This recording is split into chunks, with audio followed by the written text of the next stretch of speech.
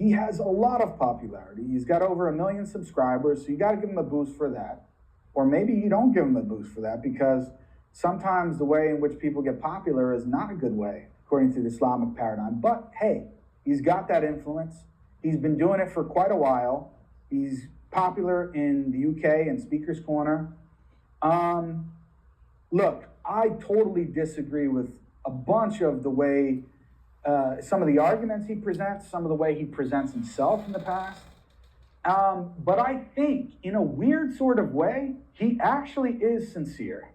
I think people will be shocked to know this. I think Brother Ali Dawah is actually sincere in his own way. Oh. I just want to use this opportunity to just add my 2 cents to the noise. Because this argument of somebody being sincere or insincere has been around in the English dawah scene for a long time. The dawah scene. Not that I personally consider this as being really much dawah. But people understand one thing. A person being sincere or a person being insincere is that person's problem and his problem alone. And the only one who's going to judge the sincerity of a person is Allah subhanahu wa ta'ala. As far as we are concerned, we judge a person whether what he does is accurate or inaccurate. If he is in the field of da'wah, in the modern understanding of things, we judge what he says as being accurate or inaccurate, regardless of his intentions. I personally believe, for example, that Daniel Haqiqaju is an outright munafiq. Why? Because he has shown a very wide range of symptoms of nifaq, quite clear ones. But it's irrelevant to criticize him for that, because what we need to criticize him for is all the batil that he keeps on spewing out of his mouth.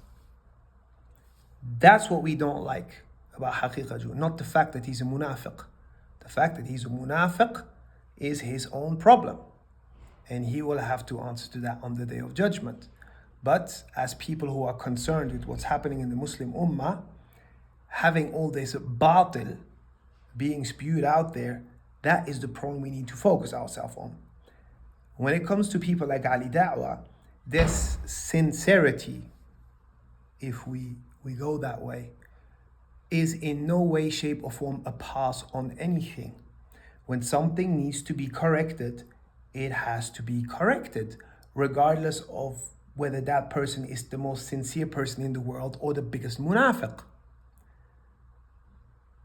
And the only way that we can really evaluate the accuracy of what a person says or the accuracy of the behavior of a certain person is by the text of Revelation.